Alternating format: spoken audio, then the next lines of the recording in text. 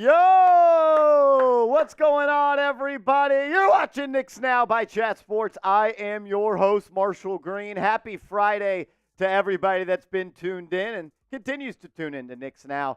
The support that we're getting from you guys has been incredible. We're putting out multiple videos every single day, and the reason we're doing it is because you guys continue to watch it. So, as I always say, the more love you guys show, the more love we're going to show to this channel. It's my goal on Mondays through Fridays to put out multiple videos every day, and you guys are making it happen, so shout out to all of you. We got a loaded show coming up. There was a report that came out that OG Anunoby is miffed with the Villanova triumvirate. Whatever. Jake Fischer started pulling out some SAT words to try to say that OG Anunoby was upset with the Villanova trio. To be honest with you, I don't really believe Jake Fischer, but it's my job to talk about the latest news and rumors, so we'll do that. We'll talk about Anunoby and if he is upset with this team and his role. We're going to talk about Paul George once again because Brian Windhorst went on ESPN and his podcast and once again mentioned the Knicks as a trade destination. We're also going to talk a little bit of Lonzo Ball. He could be cut by the Chicago Bulls. A couple of you have already reached out to me asking if we should pick up Lonzo Ball. I'll give you my thoughts on that. And then we got a mailbag in today's show as well. Shout out to all 132 people in the building. Light up the comment section for me. Give me a real one roll call down below. We've had a lot of people join the channel over the last couple of weeks. And I don't think everybody knows what a real one roll call is. So if you're a real one, give me a real one in the comment section. Shout out to my guy, Brian Fitzgerald. What up, Brody? He said Mitch has bad body mechanics, injury prone. I could see it. Tricky Nicky in the building. That's my guy. What's up, Brody? KBGBF Eula says, my heart says no. My brain says yes to trading Mitch. Tricky Nicky in the building. He's a real one. G5 Wheeze in the building. He's a real one. That's my guy. What up, everybody? Ty Clemens in the chat says we have to, don't want to, but no team is going to pay two centers $20 million. I agree with you. The New York Knicks, if they keep Mitchell Robinson and they keep Isaiah Hartenstein, they're going to owe them $60 million combined over the next 2 years. Young, the hot boy, is a real one. Travis Stewart, Irina Long, Michael Crick, Mike Dura, Billy R. Brunson is our star, says same here. My brain says yes. My heart says no. There's been a lot of talk about the New York Knicks moving on from Mitchell Robinson. We did a video on it this morning. We did a video on it yesterday. I've been told to keep my eyes on Mitchell Robinson being traded, and I'm conflicted probably like all of you are. Mitchell Robinson is a key piece to the New York Knicks. He's the longest tenured Knick, and he bleeds orange and blue, and the Knicks have kind of built their identity around having a player like that defends the way he does and creates extra possessions on the offensive glass like he does. So it definitely sucked to see him go. I just don't know exactly how long he's going to be able to stay on this team if we do bring back Hartenstein at the numbers that are being reported, close to a 4-year, $72.5 million deal. Sergeant Robert says Knicks number 23. He is always injured. Kind of is. Daniel H. says a real one. What's up? Marco Danielle says, can the Knicks get OG and IR back and still trade for Paul George without giving up Randall? I'm going to try to make the case that they can in today's video, so stick around, Marco. Really, the only way I'm trading for Paul George is if I get to keep Julius Randle. I think at this point, Randle's a better player. He's younger, and I'm not giving him up for Paul George. The only way I'm trading for George is if I can have a starting lineup that features Jalen Brunson at the 1, Paul George at the 2, Anunoby at the 3, Randle at the 4, and Hartenstein at the 5, with Josh Hart and DiVincenzo off the bench. If that can be my top 7, I will trade for Paul George. That means I would give up Robinson and Bogey and Deuce, but I'm not trading Julius Randle for Paul George at this point. Give me your thoughts on this one. The NBA draft is like 4 days away. Saturday, Sunday, Monday, Tuesday. We're live on the channel Wednesday for the NBA draft. We're going to be live on the channel Thursday for the NBA draft. And then NBA free agency starts in about 9 days. We'll be live for day 1, day 2, and as long as you guys bring the heat, we'll be live for as long as you all want us to be. Name a player you want the Knicks to draft. We're talking about a mock draft trade in today's video.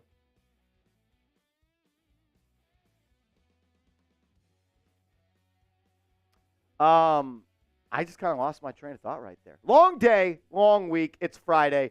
But name a player you want the Knicks to draft. We're talking about a mock trade. I think that's where I was going with that one. I don't really know. I'm scatterbrained at this point. My guy Michael Vasquez in the building said, Cat makes $60 million a year. Are you saying what I think you're saying? Are you saying what I think you're saying, Mr. Vasquez? Time and the Buckeye in the building. Says real one, my guy. It is Friday. I got my boy Reed in the cut producing for us. Reed, what's going on, man? Say what's up to the Knicks Now real ones. What up, baby? Let's go! Shout out to Reed. He's been working at Chat Sports for 2 months. Month and a half? Month and 3 quarters? Month and a half, yeah. Month and 3/4. A month and 3/4 of a slice. He's been helping me out a lot on Knicks and Giants as Patrick Seatman somewhat transitions into more of a host role. And it's Friday. It's 5 o'clock somewhere. If we get a $100 super chat, Let's have some fun. We're doing a beer shotgun race on today's show. Beer shotgun race if we get a $100 super chat to get things started here on a Friday. And if we get a 50, I'm going to grab one to crack it open and sip on it. Okay. We got to get this Friday started. It's Friday. Let's get it popping. We got 166 people in the building. If you could, please like the video. Or if you want OG Anunoby to re-sign with the New York Knicks, hit that thumbs up icon for me. 166 people watching, only 39 likes. Those are rookie numbers. Pump those numbers up. Hit the thumbs up icon. And if you have, drop a me for me down in the comment section. KD says drinking whiskey in the Netherlands. That sounds like a movie. What whiskey are you drinking in the Netherlands? I want to know. Are you a whiskey guy, Reed, or are you a tequila guy? See, I've always been a whiskey guy. Okay. I've always had that. So my dad loves whiskey, so I got introduced to that, in the household. Yeah. But I've gotten to like tequila. I used to hate it. I used to hate tequila, but as I've gotten older, I like it. You've grown wiser. I've grown wiser. I still can't do a warm tequila shot. No, if you drink warm tequila shots, you're a cop. Yeah, no, that's crazy. Yeah, you gotta look out for those people. When I first started drinking, I was whiskey as well, but then I transitioned to tequila, and I only really drink tequila now. I'm trying to stay away from that dark liquor. Dark liquor turned me into a monster. Marsh is a big ranch water guy. I think it's the best drink out there. I'm drinking water, tequila, and lime. That's why I'm able to shed some weight. I got off the Fireball drinking, like Fireball is like 10 grams of sugar in every shot. It's kind of crazy. But yeah, I'm watching my calories. I'm staying hydrated. I'm getting tequila. You're getting drunk. I got a foot in 3 different pools right there. I'm figuring it out, man. Shout out to G5 Weez, CB the one. You guys are the best. Reed, let's just go to the mailbag question, and then we could just start the show at this point. We're going to get to a mailbag in about 30 minutes, 45 minutes or so. If you want to get your questions featured on today's video, drop a hashtag Knicks for me in the comment section. I'm asking all the real ones to drop a comment for me, a question, a thought, a concern. Give us something to talk about. We want to hear from you. My favorite part about this channel is the community we've built, the back and forth that we have. And I like talking about unscripted stuff where I got to come up on the spot with a good talking point. So if you want to get your questions featured on the show, just drop a comment. Just include hashtag Knicks. That way Reed can put it up on the show. And if you super chat, all super chats are guaranteed. Guaranteed to get on the show. Guaranteed to get on the show. CB the one says Collier, Isaiah Collier. I like Isaiah Collier as a player. Does he make it to 24? Do you have to trade up for Collier? I don't know exactly. If he is there at 24, 25, I would not be mad at all if the New York Knicks drafted him. At all. Hells Moss says, if we can get someone good for Robinson, then yeah. If not, no. And that's where I'm at on that as well. The only way I think the New York Knicks will trade Mitchell Robinson is if they're getting a player that they think can make just as big of an impact or he's a part of a bigger trade. There's no reason to, just get rid of him. You don't need to trade him. You don't have to trade him just to trade him. He's a valuable piece of this team. He's going to have value across the league. Of course, the injuries are something that concerns me a little bit. But, yeah, I don't think there's a need to just we must trade Mitchell Robinson. No, only do it if you got a good player coming back for sure. Only do that if you got a good player coming back. All right. What's up, Gabriel? Says Marsh New Mocks have Filipowski fall into our picks. Really? I've seen that a couple of times.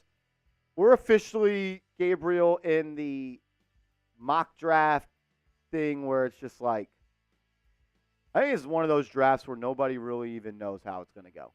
Just because of the lack of star talent at the top. And, it's I don't know how else to explain. I don't think people really have a great gauge for what's going to happen. I mean, we don't even know what the number one pick is going to be at this point. I know a lot of people are going to SAR, but I've seen other stuff. The Ringer has Stephon Castle as the number one overall player. Hey, he could shoot. Hey, there's no doubt he could shoot. He's a solid player. He is a solid player. BG, how much is Hartenstein asking for per year? I don't know, but the most the Knicks can offer him is 4 years, $72.5 million. So about an average annual value of 18 M's per year. Jets Runny send Mitch home to New Orleans for Herb Jones. I would love to add my guy Herb Jones, a.k.a. Herb Jones, to this team. But the New Orleans Pelicans are not trading Herb Jones because everybody knows how damn good of a basketball player he is, especially versatility. My guy CPJ in the building. What's up, CPJ? That's a Knicks Now GOAT right there. Shipmaster Kyle, what's up, Marshy? Why do the Knicks always need to give up so much in these mock drafts? I always wonder the same thing. I don't think there's a New York Knicks tax out there, but I'm also not sure that there's not a New York Knicks tax out there. Also sure that there's not a New York Knicks tax out there. All righty.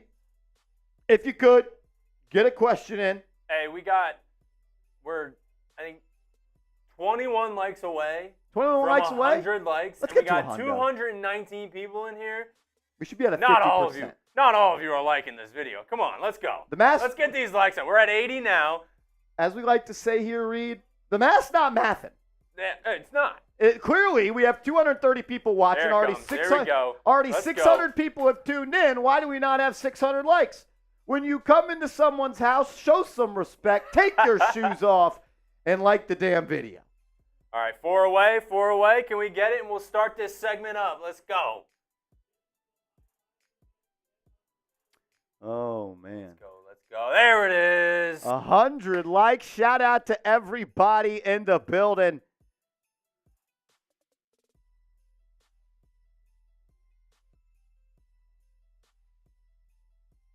Let's go. What's up, real one? Shout to Troy. BG in the chat says trade Mitch. Yeah. I don't know if they're going to trade Mitchell Robinson. Maybe. There's been talks. We did a video this morning about it. And my stance is this. I'm only trading if I can get a star or if I can move up in the NBA draft.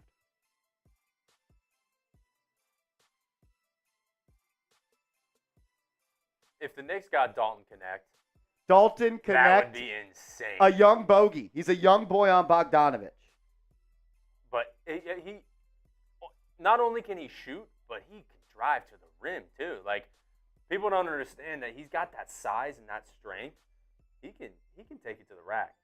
He is a crafty scorer. Like, people, because he's white, I'll say it. Because he's white, we assume that he's just a catch and shoot player. Dalton Connect can get to the rim, man. Watching him in March was exciting. Every time he got the ball, I was like, I was just waiting for him to make a play. Robert Rob says, yo, important question. Should we look to go after? Oh, you almost had me. You almost had me, bro. You almost did. Almost, bro. Almost, man. Got to come quicker than that. Pause. That was crazy. Had a couple of crazy moments here on Knicks.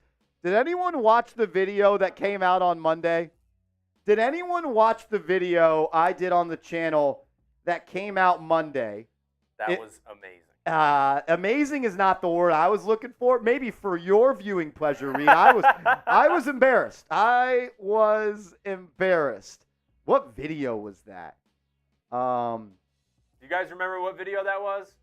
I think it was the one with Leon Rose's face on the thumbnail, and it was big trade coming, and I said, you're not going to get 3 perfect trades to blank, blank, blank. The comment section was crazy. The comment section on that video was crazy. The top 2 comments from the video here. A pause that Cam and Mace would be proud of. That was crazy. Next comment, no Diddy, Marshall. Then we got that was crazy, Marsh. Time stamping it. Whoa. Best video so far. Laugh my ass off. Too funny. That's a real one crazy moment. That was crazy. Yeah, not the best word usage for Marsh on that one. Not the best word usage on that. I'm glad I could make you laugh. My guys. Buddy Bear in the building. My man, shout to Lord. Buddy Bear. A goat here at Chat Sports. A goat. Oh, 45 man. more minutes, Buddy Bear. 45 more minutes this weekend. All righty, let's talk about this mock draft where they have the New York Knicks trading up. We are just days away from the 2024 NBA draft, and in Bleacher Report's latest mock draft, they have the New York Knicks trading up into the number 6 spot to select Stephon Castle. Lot to break down on this video. I just want to go right to the quote from Bleacher Report. They say this: it would certainly be shocking to see the Knicks trade into the top 10, but doesn't this draft seem determined to serve up a few stunners? Plus, if New York plans on paying what it takes to keep Isaiah Hartenstein, and it could be a lot, then shedding the money owed to Mitchell Robinson might become a priority. And this is the trade idea that Bleacher Report cooked up. It had the New York Knicks trading Mitchell Robinson and their number 24 pick in this year's draft to New Orleans, getting back the number 6 pick in Larry Nance Jr. And you might say, Marshall, well, the New York Knicks, the New Orleans Pelicans don't own the number 6 pick, and they do not. They actually got that pick in another trade in this Bleacher Report mock draft, and this was that trade. Not here to break this one down, but Brandon Ingram going to the Rockets, that'd be pretty cool. Don't really know why the Pelicans would do this, and if they're just going to then flip the 6th pick for Mitchell Robinson, why don't we just go get Brandon Ingram? Another idea for another show. That's how the Knicks got the 6th pick, though. Give up Robinson and number 24, and you jump up 18 spots, and you also get back Larry Nance. I'm a big fan of Stephon Castle. Let's talk about him as a prospect. One of the highest-rated recruits coming out of high school before committing to UConn. He's 19 and a half years old, 6'5" and a half. He weighs 210 pounds, and he is a versatile player. He was one of the best point guards in high school coming out, but he didn't play point guard at UConn. He was just a winning piece that played all over the basketball floor, and that's the type of player that I think he's going to be. No doubt about it. And honestly, he's one of my favorite players in this class, and I think he'd be a perfect fit on this Knicks roster. Unfortunately, you would have to be giving up Mitchell Robinson in that trade, and now we know the Knicks are officially shopping Mitch. As Jake Fischer of Yahoo Sports reported today, the Knicks have contacted opposing teams about moving Mitchell Robinson, and Ian Begley backdoored that and said, I had also heard the same. So maybe that there is some validity to a talk where the Knicks use Mitchell Robinson to try to trade up in the NBA draft. Bleacher Report also said this, quote, this deal would let the Knicks check that box while bringing back a completely serviceable and cheaper backup center in Larry Nance Jr. More importantly, it might deliver an optimal backcourt running mate for Jalen Brunson, provided Castle's perimeter shot comes around. That's about all the 6'6" guard needs to add, since he can handle, create, finish, and defend with ferocity. And I agree with everything Bleacher Report says, except for the fact that Larry Nance could be a backup center. I don't want him on my team being a backup center. Castle, though, while not a perfect prospect, he's someone that I'm pretty confident is going to be a big-time player in this league. Just a natural playmaker with the twitchiness, to keep defenders off balance. He did everything needed to win, even guarding the opponent's best perimeter player. You can run your offense through him. He can run your offense. He could score off the wing. He can run in transition. He can get downhill. He can play with his back to the basket. He's a good playmaker. The only thing is he's a spotty shooter and doesn't necessarily have a standout trait. And you guys know I like players that are well-rounded and are a B to a B plus at just about everything. Yeah, you want to be great at one thing, but Castle's 19 years old. Let's not act like he's a finished product. The only thing, though, that three-point shot. And I believe that is something that could come along in his career. Played 27 minutes last year as a freshman. And my favorite part of his game is that he did whatever it took to win a basketball game night in and night out. And that role he played for UConn is the same type of role that I would like to see him play for the New York Knicks. Get up and down, be an athlete, make plays, guard on the perimeter, and just get the job done. He improves that three-point shot to a league average number. He's going to be a really good player with all-star potential in this league. Kevin O'Connor of The Ringer says this about Stephon Castle. High field playmaker who controls tempo by playing at his own pace. He'll change rhythm and can decelerate with ease, showcasing excellent body control and footwork on drives. Catches fire as a shooter, showing flashes of his potential to be a go-to scorer when his jumper is falling, but he's never been efficient from three. Stephon Castle is the number one player for Kevin O'Connor and The Ringer. You talk to different people around the league that cover the draft, and you get somewhat mixed reviews on Castle, but overall, everybody at least acknowledges the ceiling that this guy has, and that's a potential to be the best player in this draft class. And Stephon Castle is actually one of the few players I would want the Knicks to try to mortgage a little bit of their future to move up inside the top 5, top 10 to select, because I think he's ready to play right now. He comes from UConn, very similar to how the New York Knicks, the Nova Knicks like to play. He's gritty, he plays defense, he's an athlete, and get to the rim, all the things we've talked about. But I think he could be an immediate plug-and-play player off the bench for the Knicks and maybe even a starter down the line playing alongside Jalen Brunson. Another concern I have for him, though, is he reportedly wants to play point guard. And there's been some talks I had heard that he's been telling teams throughout the draft process, if you already have a point guard, don't draft me. But I wonder how true that is considering he went to UConn knowing that he wasn't going to play point guard. And he went there, won a national championship. Look, I see him as a positionless winning piece. I see a lot of different players in his game, but overall I see a 6'6" wing that gets it done on both ends and finds ways to affect the game with a winning attitude. He is a player that is going to be successful in this league. And if I had to come up with somewhat of a pro comp for him, I know he wants to play point guard, and there's a lot of people that say he looks like DeJounte Murray, and I could see that, but I don't obviously want him to be the point guard of the Knicks. I want Jalen Brunson to be.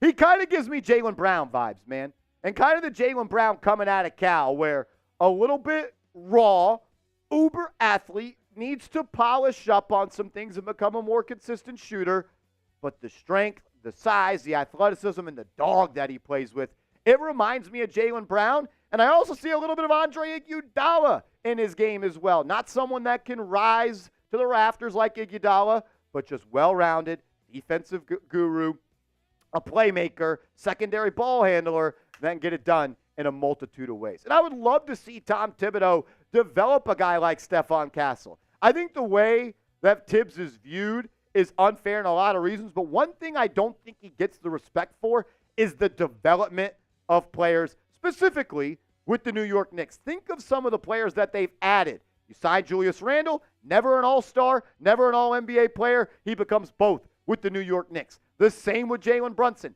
Dante DiVincenzo could not play for the Golden State Warriors in the playoffs. He was one of the most important players on this team for the New York Knicks. Josh Hart thrusted into damn near stardom with the New York Knicks after bouncing around from the Lakers to the Pelicans to the Portland Trail Blazers. Deuce McBride goes from a player that was a G-leaguer to someone that contributes in a major way in the playoffs. Mitchell Robinson, a guy that doesn't go to college, now looked at as the best offensive rebounder in the NBA and a guy that can block shots. Isaiah Hartenstein has a career year with the New York Knicks. Tom Thibodeau has a track record ever since becoming the head coach here of developing players. And I think he could do that on the defensive end with Castle, turn him into one of the best wing defenders while also helping him become an elite player on the offensive end.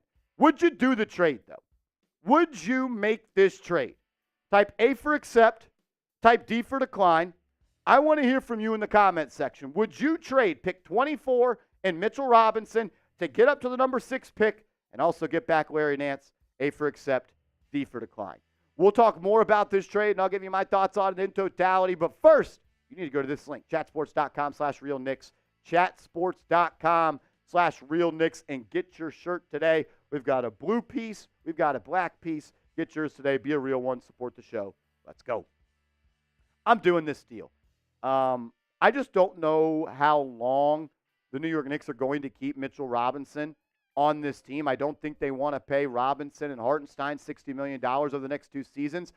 And the reason I mainly am doing it is, one, you're getting an impactful player right away that I think could play in Castle, but you're also getting a guy that might be an all-star down the line in him as well. And I would hate to see Mitch go. It would stink. He's the longest tenured player on this roster. He bleeds orange and blue. The Knicks have built their identity around him, but it's a business, and it comes down to numbers, and you got to make it make sense. And I don't think the Knicks want to pay 2 centers at this stage of the rebuild. Rebuild's the wrong word. The retooling and continuing the roster of the development is, do you want to pay Robinson $15 million, and do you want to pay Hartenstein another $15 million this year? And that's $60 million over the next 2 seasons. I just don't see that as a possibility. So, I don't see the New York Knicks wanting to do that. I think they view it as Mitch has trade value across the league, and that they could potentially get a player at another position to help this team win ball games and then sign a veteran big man in free agency. I think that makes the most sense for the Knicks. I want to spend a little bit of time talking about Larry Nance Jr. as he was a part of that trade. I've always liked the idea of Larry Nance Jr. as a player more than I actually liked the player. Like, coming out, I thought he could somewhat be a similar player to Draymond Green, where he could affect the game on defense, be that small ball power forward that could play some small ball 5 and affects winning. Just hasn't really found a home in this league, and he's just too small, and he doesn't protect the rim nearly at a high enough level for me to think that he could be a backup center for Tom Thibodeau. You look at the stats over the last 4 years, and they are okay at best. Like, he's a solid player. He could be in a rotation on a winning team, but for me, I don't know. The guy just doesn't protect the rim necessarily like I think Tom Thibodeau would want. He averages, for his career, half a block per game.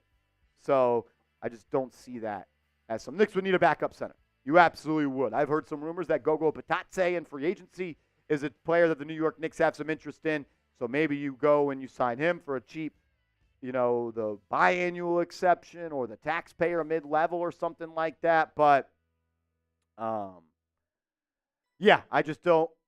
I would love to make the trade to move up to select Stephon Castle, but Larry Nance Jr. overall, he means nothing to me, and the Knicks would absolutely have to continue to reinforce that center position. Name a player you want the Knicks to draft, though. If I had to make a big board, I think both boys from UConn are up there for me, and Stephon Castle and Donovan Clingan. How realistic, I don't know, but we just broke down a trade idea that the Knicks moving inside the top 6. Name a player you want the Knicks to draft. And make sure you are following me on social media. I'm tweeting and posting about the Knicks all day, every day. I'm on Twitter. I'm on IG, at @MarshallGreen_. Hit me up over there, and let's talk some hoops. Yo, yo, yo. Shout out to everybody in the building. Over 300 people watching. Already 1,400 people have tuned in. If you haven't yet, smash that like button for us. It's the easiest way to support the show. It's free, and it helps more Knicks fans get in here, and we want to be the #1 Knicks community on YouTube. Shout out to everybody in the building. My guy King Deej in the building. He says, salute, Marshall, my guy. What's up, bro? Hope summer's been good and health and wealth. He says, Mitch out of here. Yeah, there's been a lot of talk about Mitchell Robinson being traded. I did a video on it this morning, and I'm saying what you're saying. It's been 3 years in the making. They dangled him in the talks for Donovan Mitchell. They dangled him in the talks for Paul George last summer. This is 3 years in a row now the New York Knicks have talked about trades, and Mitchell Robinson is a part of them. Which, you know what, I think it just is what it is at this point. Every kid has been traded.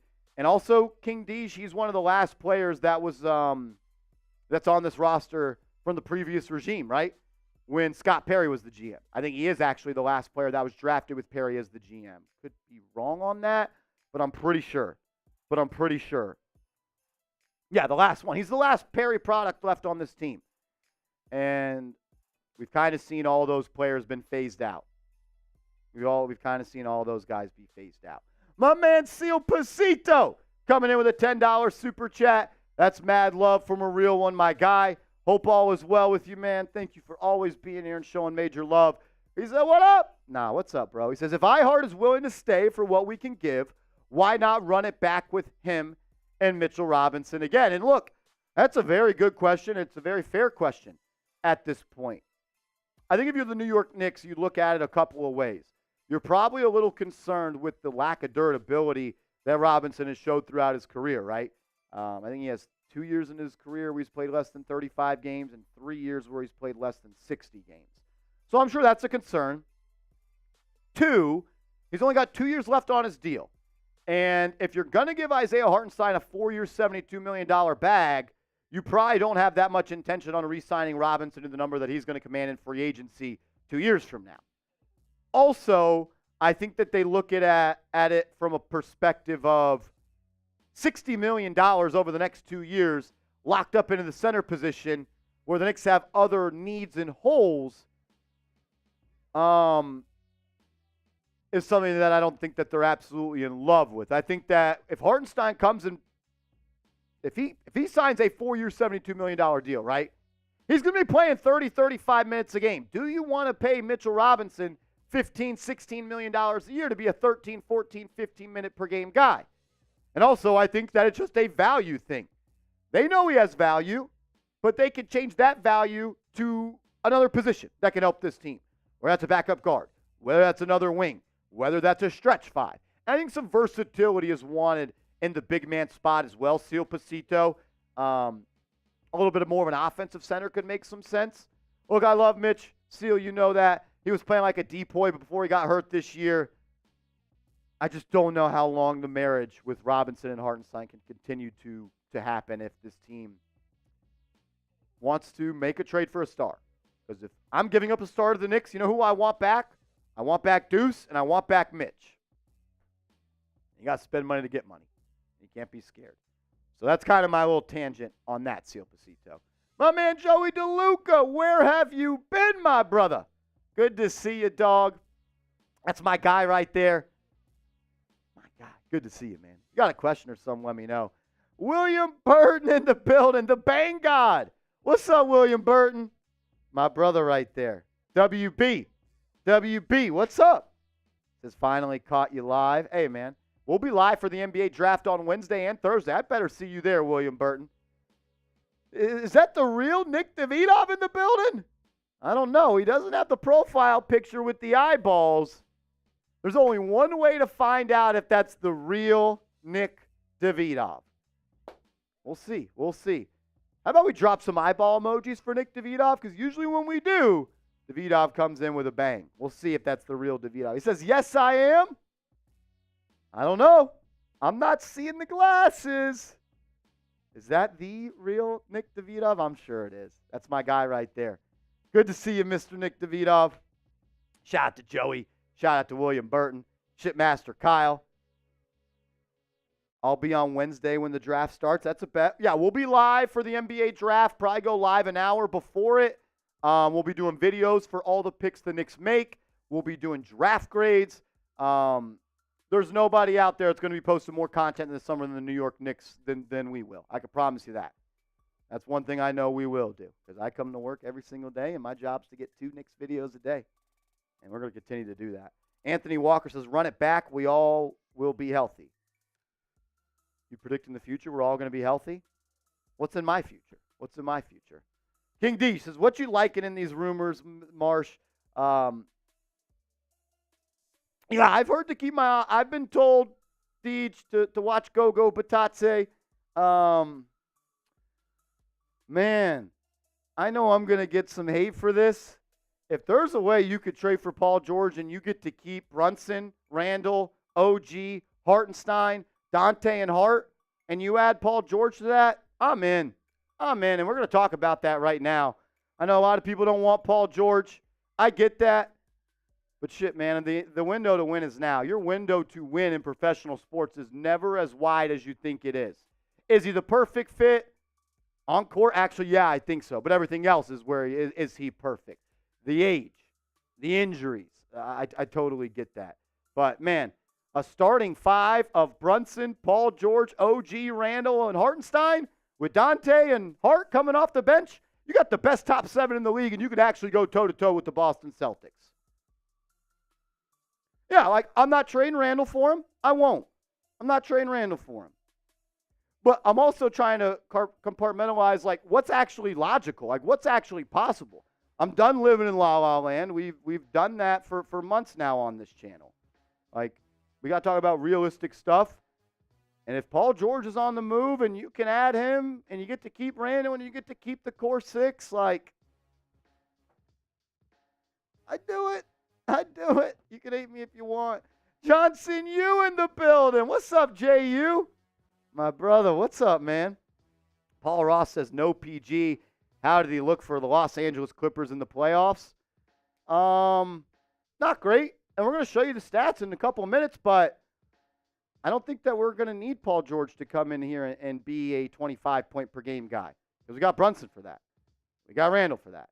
And then we're going to have, as long as OG and as long as OG and Paul George combined for 35, 36, 37 points per game, and they bring the best perimeter defense in the league, I'm cool with that. I'm cool with that. Exactly. And exactly, King D's. The only way it's going to happen is if Paul George opts into his contract. We questioned if the real Nick Davidov is here, and we've got an answer. Because we got a 3-point goal. Nick Davidov. Bang! Everybody give me an eyeball emoji in the chat. My guy Nick Davidov coming in with a major super chat. Always love, always showing support. He's been watching this channel for over 2 years now. He is in the Ring of Honor here on Knicks Now for a reason. Nick Davidov, you are a legend, my guy. Thank you, brother. Davidov, what are you hearing this summer? You're plugged in. You've got your sauces. What are you hearing, Nick Davidov? What are you hearing? Johnson, you. What do you want, Johnson, you, this summer? You've been a little MIA. I need to know what Johnson, you wants. I want to know what all you guys want for the Knicks to do. It's cool for me to come up here and say what I want to do, but shoot, I listen to y'all. Y'all make me smarter. I got my ear to the streets. On my square says I want Tyler Kolek and Baylor Shireman. I do like me some Tyler Kolek, man. I do like. Can we get us a little TJ McConnell? Johnson, you says, man, seeing Smitty being hype when the Cell shits won made me mad. Yeah, imagine working with him, and imagine him asking to come over to my house every single day afterwards. Like, bro, I'm tired of frickin' seeing you. I'm tired of calling you champ. It was funny, though. The day after the Celtics won, Smitty comes in, Celtics jersey on, shades, music banging to the office, and he wrote out receipt notes to what people said all year long, and he slammed them on their desks at work. It was pretty funny. Yeah, that was an interesting day. That was a good. He was ready for that too. Good. You know what? I'm happy for Smitty. He watched probably 90 Celtics games this year. He deserves it. Just Knicks, what's up? Ty Dubs in the building. Paul Ross, Vega. I don't know. That's crazy. That's a crazy comment. Seal Pasito, just my Knicks baby. This is why I watch this channel. You the man. Smitty was funny? No, we love Smitty, man. We love Smitty. Dada Bun says, I really want D-Book. I want $1 billion too, but I don't know if that's going to happen.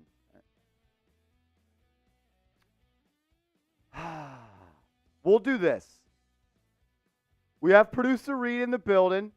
He's never done a beer shotgun race here on Knicks Now by Chat Sports. That is correct. And he's actually a 76ers fan, unfortunately. Yep. But he definitely knows who his poppies are as the Knicks beat the Sixers in 6 games without Julius Randle. The most exciting game of the entire NBA play, or the series of the entire NBA playoffs. That was the best series of the playoffs, by the way, Knicks Sixers, and I don't really even think it's close.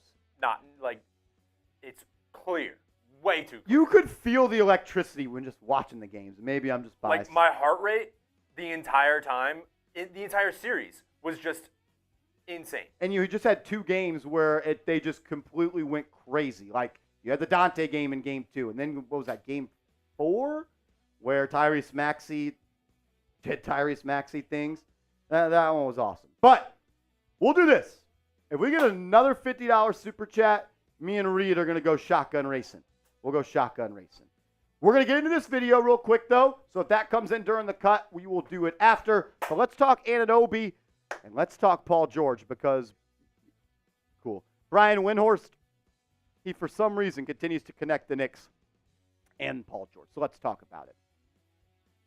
We've got a loaded show coming up today on Knicks Now by Chat Sports. According to Jake Fischer, Anunoby is miffed with the Nova Knicks. Not gonna lie, I had to look up what that word meant. So we'll talk about it. He's supposedly upset a little bit with his relationship with the Nova Knicks and his role on this team. And Brian Windhorst, for some reason, continues to link Paul George to the New York Knicks. He did it on ESPN again on Friday, and he did it on his podcast with Tim Bontemps. But before we do, make sure you are subscribed to the channel. We put out free, informative, entertaining coverage every day on the New York Knicks, and we're trying to catch the Los Angeles Lakers report in subscribers, another channel here at Chat Sports. So if you love the Knicks and you hate the Lakers, please hit that sub button and join the channel. All righty, let's start with Fischer. We'll close with Paul George. Jake Fischer says that Anunoby is a little miffed by being like the 4th banana to the Villanova triumvirate. I know I didn't say that right. I didn't even know what either of those words meant. I looked them up, and I said this. Jake Fischer had to go into his SAT word bag, and he still said nothing but BS. Come on, Jake Fischer. Are you serious? OG Anunoby doesn't like playing with Brunson, Dante, and Josh Hart? I just do not buy that. This was his full quote on the topic. Says, quote, "It depends on who you talk to. If you talk to certain people, they'll say OG Anunoby has wanted a larger offensive role dating back to Toronto and has been a little miffed by being like the 4th banana to the Villanova triumvirate, and that's before Julius Randle comes back." I saw that on Twitter. I quote tweeted and I said, a little miffed, huh? The dude tried to play on a severely hurt hamstring in Game 7. He couldn't even run because he wanted to be there for the Villanova triumvirate. Because if you remember, OG Anunoby said I had to do whatever I had to do to get on the court for my teammates. Only reason he wanted to play was for his teammates. If he didn't like them, why would he go the extra mile and risk further injury if he didn't like them? Just connecting the dots. I'm not saying the report is fake, but I don't buy any of it, to be quite honest with you. Maybe this is Leon Rose trying to create a little bit of a narrative and avoid some tampering charges. I don't know. But I do not buy for a second that OG Anunoby is a little miffed with the Villanova triumvirate. We all got a little bit smarter today. I've said this once. I've said this twice. I'll say it again. Anunoby will re-sign with the New York Knicks. The New York Knicks, ever since being led by Leon Rose and Worldwide West, have been the most calculated organization in the NBA. And I find it extremely hard to believe that Leon Rose, with the connections to Anunoby, as his son is one of Anunoby's agents, that they did not at least have a strong indication that if they traded for him, that he would not resign, or that he would resign. They knew when they traded for him that it was likely that pen to paper would happen, and he would sign a lucrative deal to remain with the New York Knicks. And that's what Ian Begley said on Knicks Film School. Shout out to Jonathan Macri and the whole team over there. Check them out. They do an awesome, awesome job. They had Begley on a couple of days ago, and Begley said this: unless OG Anunoby were to go to a different way and, change agents, leave CAA, I just can't see this ending up in any way that it's not OG coming back to New York. And neither do I. I do not see how that happens. Look, he changes agents, then I'll tell you, oh shit, we're in trouble. But That hasn't happened, and I don't see that happening. The max the New York Knicks can offer Anunoby is 5 years, $245 million. The max other teams can offer him is 4 years, $181.9 million. Push that. 4 years, $181.9 million. So, the money is not going to be the issue. The New York Knicks can offer more than anybody. It's going to come down to, are the Knicks willing to give him the money that he wants? And at this point, you've already gotten into bed with OG Anunoby. You better get it done, because if you let him leave for nothing, that's going to be a big fat L on the resume on Leon Rose. And to be quite honest with you, I do not know how the New York Knicks would recover. My prediction has always been Anunoby is a Knick, and he signs a 4-year, $150 million deal. That's been my prediction for over a month now. I'm going to stay there. Maybe he goes 5 years, $200 million. But I think it's 4 years, $150 million. I think that will get it done, and I think that makes OG Anunoby happy. And you know what? He would be the highest paid player on the team. He's trying to secure his bag. I ain't mad at him. Just come be healthy and be productive and do what you do. Because when you're here and you play, Knicks are 20-3 in the regular season. Best team in the NBA. If you want OG Anunoby to re-sign with the Knicks, hit that thumbs up icon for me. I just don't envision a world where it doesn't happen. I'm not trying to be arrogant. I'm not trying to act like I know something or something like that.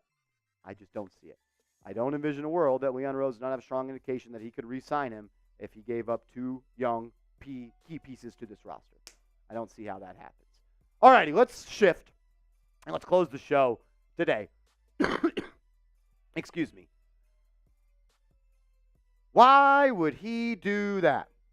Not once, not twice, but what seems like now 5 times this offseason, Brian Windhorst of ESPN connects Paul George to the New York Knicks and pretty much says that the Knicks could be a trade destination for Paul George. Before we give you those quotes, I want to go to this quote of Brian Windhorst, kind of just laying it out there, the situation that George is in right now with the Los Angeles Clippers. Quote, "The Clippers have not been willing to meet Paul George's price. He remains unsigned. You can't just look at teams with salary cap space. If Paul George changes teams, it's very likely going to be a situation where he opts into his contract and requests a trade." And you know what? That's the only way the Knicks can trade for him, or the only way the New York Knicks can add him. If Paul George opts into his contract, everyone should look up and say, yeah. I don't know about that. Michael Scotto, keep that there for a second, then we'll go to the next one. Michael Scotto last summer during the NBA draft reported that the New York Knicks considered a package featuring Obi Toppin, Quentin Grimes, Evan Fournier, and 3 first-round picks in exchange for Paul George. So the Knicks have had interest in George for quite some time now. And you know what? You know why they have interest in him? 1, he's a damn good basketball player. But 2, he's blooded in, man. He's blooded in. He's a part of the CAA Mafia. Windhorst says this as well. The reason the Knicks make sense, if you want a way to deal with Jaylen Brown and Jason Tatum, how about OG Anunoby and Paul George? Look, if you're trying to slow down the Boston Celtics and you want to get to the finals, you're going to have to beat them. And you got to do it on defense. And Paul George and Anunoby, they would be elite perimeter defenders. You would be long, you would have length, you would have physicality, and you would have another guy that when the shot clock dwindles or when Brunson's out of the game, you can run your entire offense through. He will always be connected to the Knicks as long as he is represented by the Mafia. Because as we know, if you're a part of the Mafia, you're a part of some Knicks trade targets. The main reason I would want to trade for Paul George is for what Windhorst said. Beating the Boston Celtics. You need someone to guard Tatum. You need someone to guard Jaylen Brown. And I'll take my bet. I'll take my chances with Paul George and OG Anunoby. Paul George still is one of the best defenders in the NBA. He was 6th in the NBA of qualified players when it comes to deflections per game at 3.0. Dante DiVincenzo averaged 3.0 deflections as well. So you have 2 guys in there that are disruptors off ball, Anunoby averages 2.6 deflections per game. You would be a very, very good perimeter defensive team. And the thing that I think kind of puts it over the top for me for Paul George of wanting him is the fact that he played 74 games last year. I understand that the injury bug is something that is extremely hard to shake in this league. And once you're an injury-prone player, you're always an injury-prone player. But he played 74 games. And I'm pretty sure over the last 2 years, he's played more games than Julius Randle. Look, the guy this year was healthy, and he was a major difference maker in the regular season, giving you 23 points per game and extreme efficiency from the floor. He was also not that good in the playoffs. And that's what's disappointing for me. You would have thought, with Kawhi Leonard hurt, that it was time for Paul George to step up and be the face of the organization and be the guy that takes the baton and leads you to the next round. But he didn't do that. Shot just 41% from the field. Look, I'm totally okay with the raw numbers of 19.5 points per game, 7 rebounds, 5 assists, and I'm cool with him shooting 37% from three. It was just a field goal percentage that was a little bit low for me. But in totality, when it comes to the idea of the New York Knicks going out there and making an offer for Paul George, the only way that I would be cool with it is if I'm keeping Julius Randle. Like, I need to have a starting five that is Brunson, Paul George, OG, Randle, and Mitch. And I also need to have my super subs of Josh Hart and DiVincenzo. If you can remain with that top seven, then yeah, I would trade for Paul George. And you know what? This is probably the best I would offer them. I'd call up the Clippers and I would say, you know what? This is what I'd offer. This is the most I got. I'll give you a young, defensive-minded, offensive rebounding maniac in Mitchell Robinson. I'll give you $20 million of expiring salary, and I'll give you a young, cheap, up-and-coming, limitless player in Deuce McBride, and I'll give you 2 first-round picks. I'll give you 2 first-round picks. This is the offer I would make for Paul George. If I needed to add another first-round pick, you know what? I'd probably do it as well, because if you have the team that we were expecting the Knicks to be with this player, you're going to be picking in the late 20s. And you know what? I would rather have Paul George than picking 25th and 26th in the draft for 2 years in a row. Would you make the trade? Would you make this trade? The thing that's funny is people are going to respond like, Marshall, we don't want Paul George. He's injury prone. But we're trying to trade an injury prone player in Mitchell Robinson. So I challenge you to give me a reason if you're going to decline it outside of injuries because Mitchell Robinson is more injury prone or just as much as Mitchell Robinson. Look, I'm accepting this. You could say the Knicks are giving up too much. I would ask, what are the Knicks giving up? 30 games of Mitchell Robinson? Bojan Bogdanović is a 37-year-old unathletic player that only provides you a three-point shot at this point, and he got hurt. Like, you're giving up deuce in first-round picks. Like, let's keep it a buck. Let's keep a spade a spade. You're giving up Deuce McBride and multiple first-round picks for Paul George. Yes, you do that trade. Because if you have a roster like this, if this is your top 8, if you can run a starting 5 of Brunson, Paul George, OG, Randle, and Hartenstein, and you have DiVincenzo, Hart, and Achua off the bench with still the ability to go out and sign veterans, still having that taxpayer mid-level exception, go out and add another backup point guard, and you still would probably have a pick in this draft. Like, I know a lot of people are like, I don't want to give up Deuce. Well, you got to spend money to make money. Any team that's doing a deal with the Knicks this summer, they're going to want Deuce McBride. You know why? Because he's a good basketball player, and he's cheap. It's one of the better top 8s in the league. And I think you can go toe-to-toe with the Boston Celtics. And I think that's what the Knicks need to think when building this roster. How do we beat the Boston Celtics? With Paul George, OG, Brunson, Randle, Hartenstein, Dante Hart, and Achua, with another rookie, and then potentially signing Kyle Lowry to come off the bench or another player. Yeah, I think you got the best shot in the NBA to beat him. But that's just me. That's just my take. If you disagree, I need a reason besides injury prone, because you can't tell me that the Knicks are better. You can't tell me the Knicks are better if they don't do that trade, because they're just not. Make sure you are following me on social media. I'm on Twitter. I'm on IG. Hit me up over there, and let's go Knicks.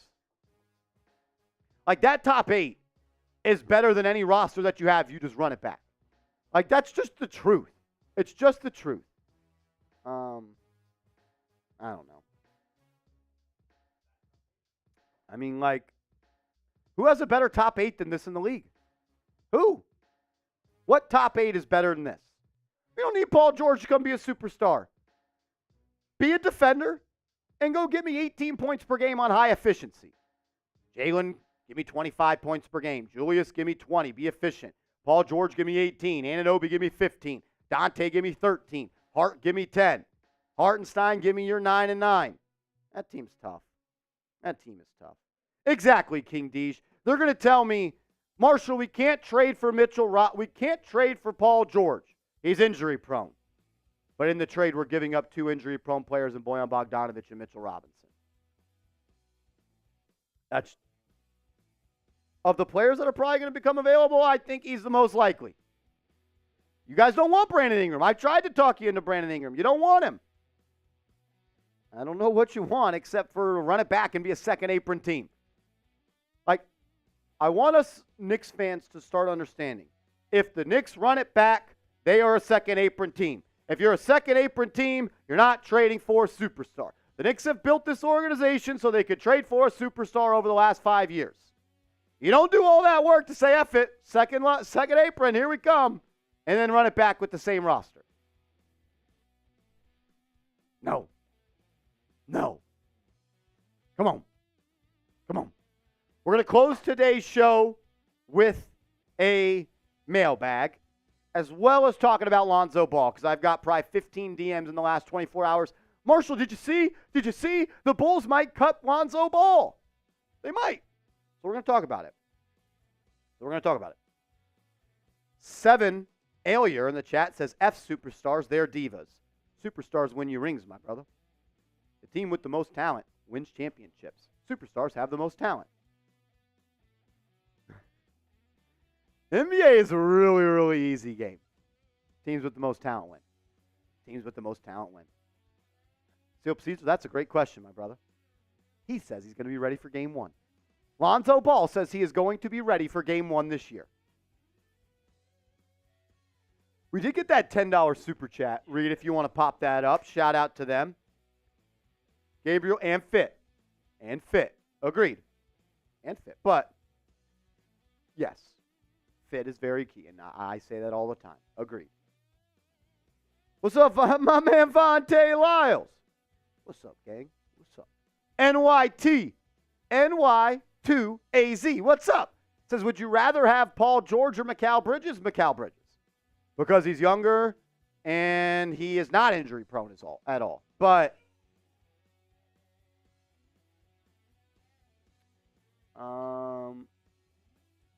yeah, it's Bridges for me all day, every day. Bridges remains, for me, when you talk about realistic trades, which Bridges at this point doesn't seem that realistic. Bridges at the top for me. Obviously, that's not factoring in guys like Giannis and players that aren't going to be traded. But for players that could be on the move to the Knicks, yeah, Bridges is up at the top for me. But both those players help you achieve the goal of doing the deal, right? You become much bigger, longer, more skilled, and you add another defensive player. I think Bridges is a little bit overrated on the defensive end. And Phoenix, people were talking about him being an all-NBA defender. I don't think he's that level, but he'd be the second best perimeter defender on this team, right there with Hart. And he's a little bit bigger than Josh Hart. So, yeah, you're good. Go ahead. The Black S550. I love this. Says, what about the super team of the Nets or Phoenix? Well, Phoenix was not a super team because Bradley Beal is not a great player anymore. So there's that. 2, Brooklyn, you had Kyrie Irving and James Harden on that team. I don't think anyone has ever mistaken them for champions. And the Celtics had more talent than the Suns. And Brooklyn, other teams had more talent. Sure, the Spurs had bigger names. I'm not talking about names. I'm talking about talent. There's a big difference there. Look, the NBA usually plays out that the most healthy team at the time with the most talent usually wins. Boston had the most talent in this league. You go back to a tweet I had in August of last year, or September of last year when that trade happened or whatever. I said, oh, it's over. This year's done. Celtics are winning it all. Because they had the best team that had the most talent. And they were a great fit. Yep, agreed. Great point, Gabe. Says, defense also counts as talent. Yep. Bradley Beal ain't guarding nobody. Eric Gordon ain't guarding nobody. KD is like a solid defender, but if Kevin Durant's your best defender, like, probably a problem. Probably a problem. I do like me some Royce O'Neal, and if Knicks could sign Royce O'Neal, I would waive bogey and sign Royce O'Neal, but I'm not the guy who gets to make the decisions.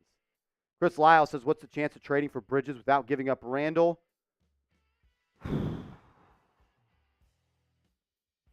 I think it's more likely if you're trading for Bridges, you are giving up Randall. But it is like a dream of mine to be able to trade for Bridges and not give up Randall. I just don't know how likely that actually is. I'm not so sure how likely that is.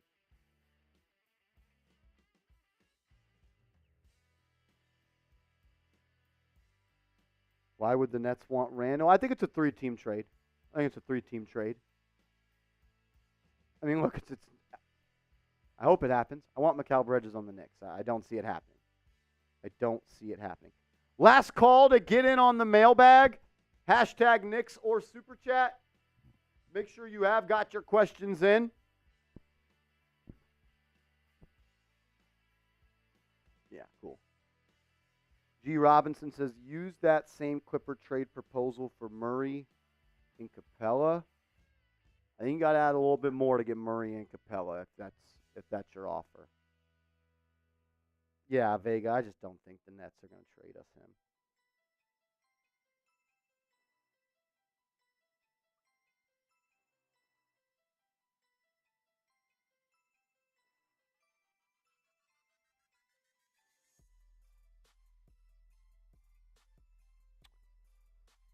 My man Creed, what's up, bro? What's up? Sadiq Bey is a free agent. Sadiq Bey is a free agent, but he is coming off a torn ACL. He tore his ACL in, I think, March. I think it was March when he tore his ACL. I love Sadiq Bey. It's always tricky to wonder how players are going to come back from that torn ACL. Creed says, I was having a shitty day and check YouTube. Hope you guys are live. Just made it. Man, shout out to you, bro. Everybody show Creed some love, man. He's been supporting this channel in a major way. That's my guy. It's my guy. Show him some love, bro. Hey, it always gets better, man. Day by day. Day by day. Lonnie Sanders says, run this team back. So you want to be a second apron team with the exact same players and no real chance to actually trade for a superstar down the line? That's what you want? That seems pretty stupid to me. That seems pretty dumb. Now is the time to make the move, guys. Now is the time. I hope we understand that. I agree.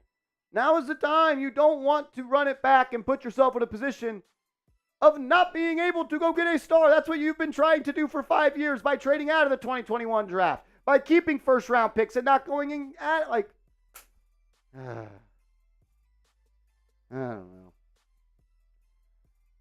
Running it back? Like, what is that?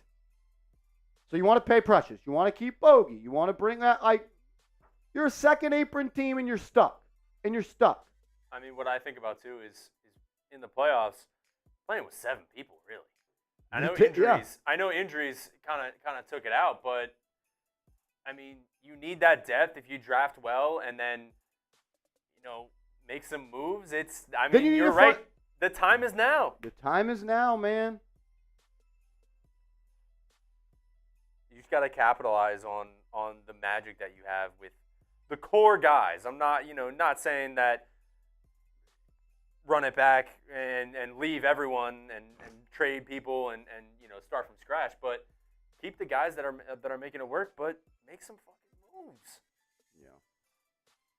Hey, by the way, we're $30 away from $100. I don't know about you, Marsh. I'm getting thirsty. Oh, thirsty on a Friday? A little thirsty on a Friday? What do you guys think? If we get to $100, I'll shotgun a beer. We could do a little race. We get to a hundo, we'll do a race. Yeah, we'll do. All right, we'll do a race. If we get to 100, so it doesn't have to be, a $30 super chat right away.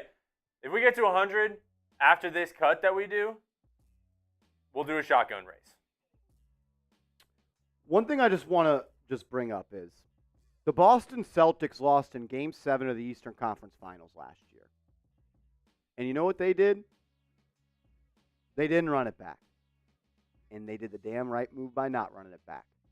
You know what they did?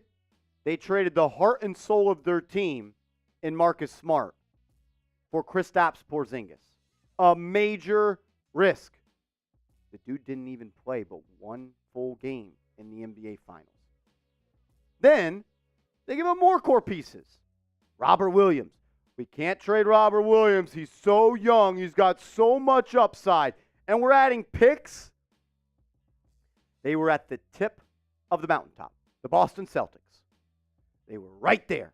And they said, it's not good enough. This team cannot win a championship. And they traded Marcus Smart. They trade Robert Williams. They trade sixth man of the year in Malcolm Brogdon. 3 players. And I promise you, all Celtics fans said, we cannot do that. We just got to the conference finals. Run it back. We'll beat them.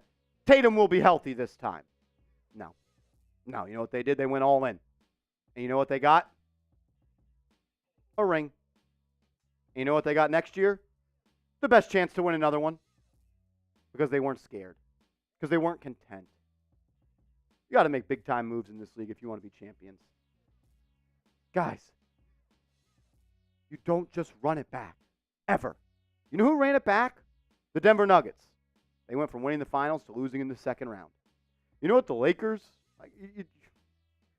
You don't run it back. You run it back, you are actually worse because everybody else got better. You do not run it back. If the apron stuff wasn't a thing, I would say run it back. New league. It's new rules. We got a new ball game. I just hope everybody educates themselves because you're doing yourself a disservice as a fan if you don't. I've done 10 videos on it. You can go watch them all. Creed says, do you think if we have a trade this offseason, it will happen sooner rather than later? Man. It could happen anytime, right? And that's kind of a lame answer, but I could see it going down at the draft. I could see right around that time it goes down. I think you have until the 28th. 26th, 27th to pick up the bogey option. It could be in that time frame. It could. Yeah, I don't think, Davidov, that they are keeping 3 players.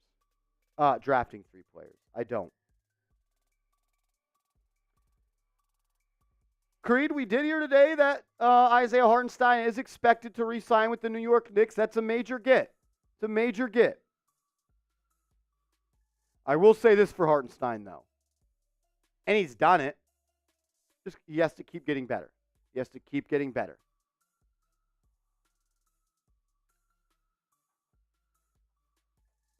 Davidov says Rose is not getting anyone but CAA. Yeah. No, I mean, we've kind of seen that.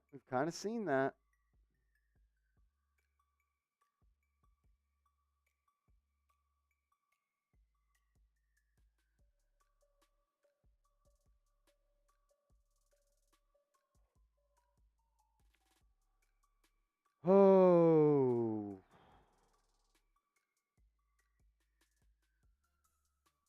All righty, let's jump into this mailbag and close today's show. If you want to get your question up on screen, hashtag. Yeah, you got some in the mic just blowing my headset up. I think it was wind or something. You have a fan over there? I felt like I was in a tornado. Yeah, Carlos Guzman. We do not know what's happening with Hartenstein, but reports came out today he's expected to re-sign with the Knicks. So I think at this point it's pretty clear that the Knicks think he's coming back. All righty, let's talk about Lonzo Ball, and then we're going to answer questions as well. If you want to guarantee your spot on the show, super chat, and we could do it that way. Let's talk about it. Rumors are coming out that the Chicago Bulls could be looking to cut or trade Lonzo Ball, and I've had maybe 15 people ask me, Marshall, do you think the Knicks should go after him? And they will have all told me, remember, Leon Rose wanted to sign him in the summer of 2021.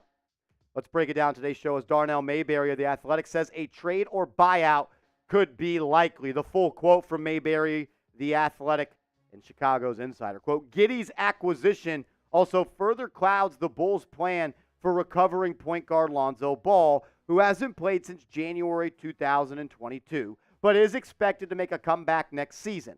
It's impossible to not view Giddey as insurance in case Ball doesn't return.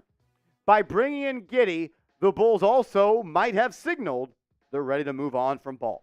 A trade or buyout could be likely. There are so many layers to this Lonzo Ball conversation. And let's just start with the easy one. He has not played in a basketball game since 2022. That's January 2022. It's been 2+ years. But he says he's going to be ready for game one. This is what he said. Game 1 of 82. Lonzo, are you going to play? He says, yes, I firmly believe that. That's the plan that I'm on, and I haven't had any setbacks. So I expect to play the first game of the season. That's awesome news. But man, oh man, it has been a long, long road on this injury-riddled path that Ball has been traveling. Had a hurt shoulder in 2017, a meniscus tear in 2018, sprained his ankle and his abductor in 2019. He had knee tendinopathy in 2021. That's what Hartenstein had in his Achilles. He had a hip flexor strain in 2021, a thumb strain in 2021, health and safety protocols in 2021. He tore his meniscus again in 2022, and he has not played a minute of NBA basketball since January 2022. It's just been so disappointing. Like coming out of UCLA, we all thought Lonzo would be that guy, and unfortunately throughout his career, it just hasn't been able to be lived up to because of the injuries. Like, it's unfortunate. I actually feel bad for the person. You never want to see someone's dream be taken from them for things that they cannot control. But, man, he's a good player. He is, and he was really good in that 2021-2022 season when the Bulls were the #1 team in the Eastern Conference before he got hurt. He turned into one of the best perimeter defenders in the NBA. We know he's one of the best maestros in this game, and he added a three-point shot that became extremely consistent. Shot both 42.3% from the deck as well as from downtown, while giving you 5 boards, 5 assists, and 13 points per game. But he only played 35 games. That's always going to be the story of his career. When will he be available? Lonzo Ball said this on his knee injury, quote, it's improving. That's all I can ask for. Still not where I want to be. Out of 100, I'd say I'm about 70%. Good enough to play, but it could still get better. And I'll just say it again, man. I feel bad for him. I feel bad for the person. I feel like he has been robbed. I mean, he's had some pretty intense surgeries. And I'm not sure if he'll ever get back to being that player he once was. It would be wild if he does. I'm rooting for him. I absolutely am.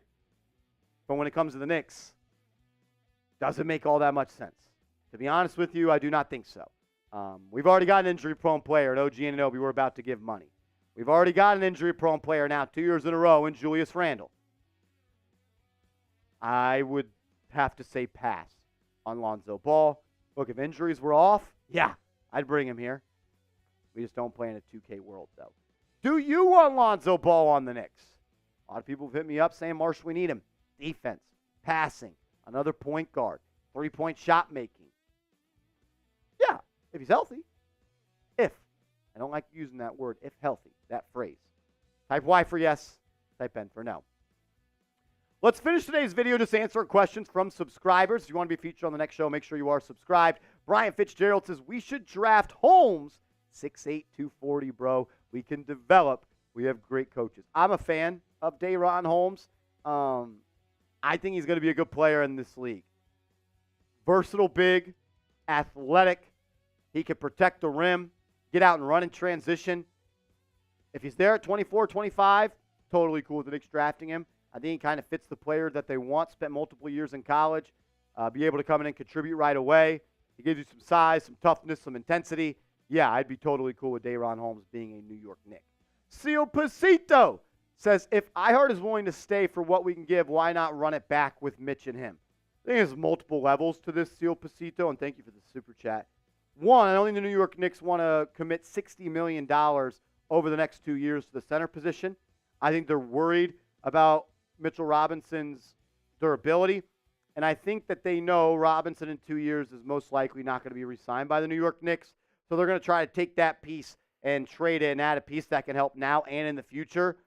Overall, yeah, I would love to have both Mitch and Isaiah Hartenstein back.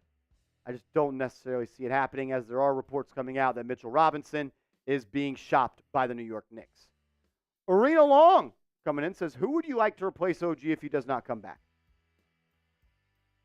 I haven't thought about it. It's not happening. I do not want to live in a world where I have to think about this question. I mean, give the full MLE to Kelly Oubre.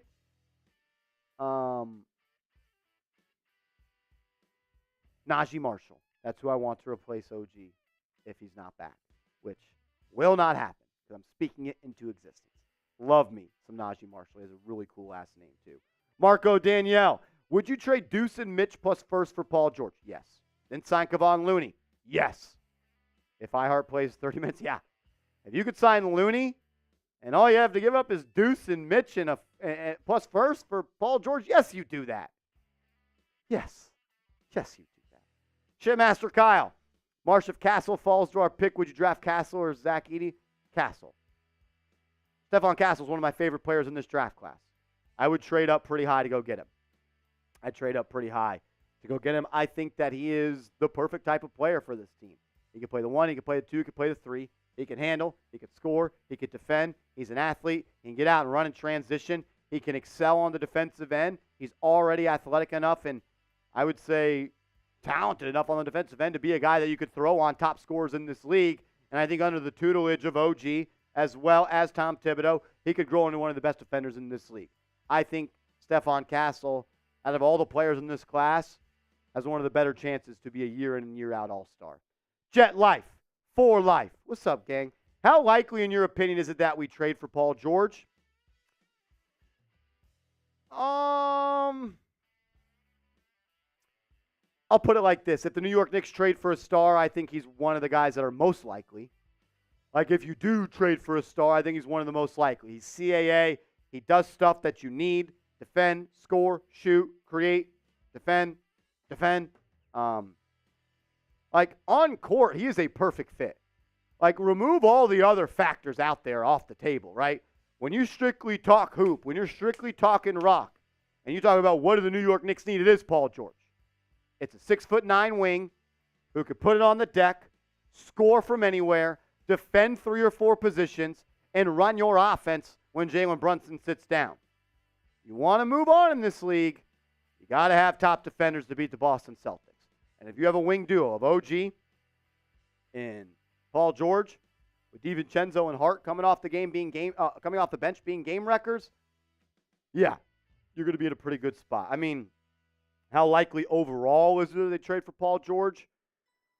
I would say probably not all that likely. But if they do make a trade for a star, I think he's one of the more likely stars. Look, if this is your team, you can win a championship.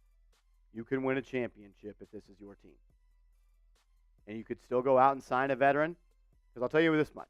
If this is your top 8, teams are going to want to come play for this team on the veteran minimum. Maybe a guy like Eric Gordon. Maybe a guy like Kyle Lowry. Maybe a guy like Chris Paul. And you also have Jericho Sims on this team as a backup big.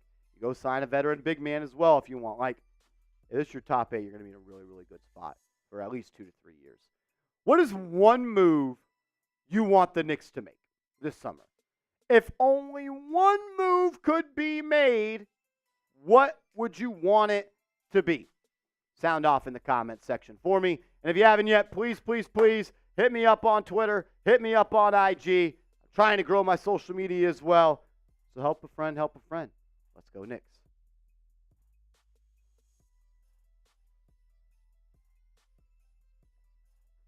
That works for me. I think the rest of the dogs will bring out the true dog in George. I also think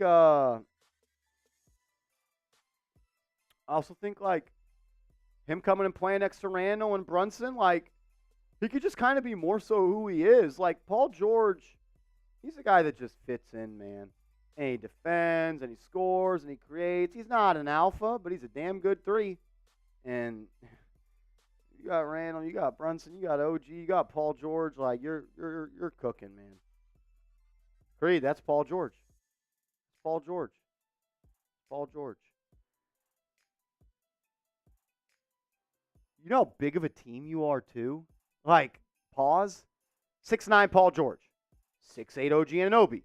6'8" Julius Randle. 7 foot Isaiah Hartenstein. 2 through 4, you're one of the bigger, lengthier teams in the league. And you need that behind Jalen Brunson. You need that behind Jalen Brunson. Al Medina says, Clay, I am good on Klay Thompson. That brother is cooked. That brother's cooked. I think Smitty had something funny that he said. I forget who the player was, but it was a role player and getting more money than Klay Thompson. Yeah. In a deal if they're bringing Klay Thompson back to the Warriors. Albert says I still want Zion. Well, look, if Zion stayed healthy, I'd want him on this team too. But I'm tired of doing injury updates on this channel. I like PG because he doesn't have an ego. I don't know if it's fair to say Paul George doesn't have an ego because I think he does have one. But I also think he's someone that has shown that he could play next to stars, right? He did it with Harden. He did it with Russ. He did it with Russ again. He did it with Kawhi Leonard. Like, he doesn't want to be the face. Let him come in, average 20, and defend your tail off. Stay healthy. Yeah, I didn't love that. Gabriel. I didn't love that. I didn't love that. All righty. We're going to sign off on today's show. We've been live for an hour and a half. It's my Friday. About to go home and relax. It's been a long, long week for the kid. Major shout out to everybody that tuned in, man. Over 3,200 people stopped by. Major love. Remember, we're going to be live on Wednesday for the NBA draft. We're going to be live. Bruh, can't read. No, you're saying Jarrett Allen. The Knicks aren't adding Jarrett Allen, bro. They just paid Isaiah Hartenstein 4 years, $72 million. I try to give everybody in the chat love, but I'm always gonna give more love to the people that I know in the chat, because if I know you, that means you're consistently here. So if I see you once, I see you twice, like I'm gonna show love to people that show love to me. And the fact that you just said I can't read because I didn't acknowledge your comment, like, grow up, dog, grow up. Y'all are funny though. That's why I love this shit. I love this shit. My man Sloppy Top, that's my guy. That's my guy. Even though he loves Daniel Jones, that's my guy. Sign right on the Giants now. I'm going to the crib. Creed says best Knicks channel on YouTube. It's the best Knicks community on YouTube, and it's because of people like you, bro. Because of people like you. All right, we're out of here. Shout out to the gang. We love y'all. Let's go Knicks. Join us Wednesday and Thursday for the NBA draft. Don't be a fraud. Subscribe and turn your noties on. Let's go Knicks.